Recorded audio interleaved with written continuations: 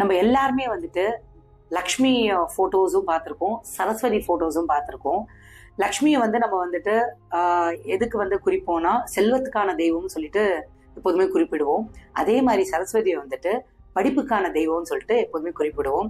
படிப்பு இன்னைக்கு எக்ஸாம் நல்லா எழுதணும்னா எல்லாருமே பார்த்தீங்கன்னா சரஸ்வதி தான் சேவிச்சுட்டு போக சொல்லுவாங்க. இப்படிப்பட்ட தெய்வத்தோட ஃபோட்டோஸை நீங்க உன்னிப்பா கவனிச்சு பார்த்திருக்கீங்களா?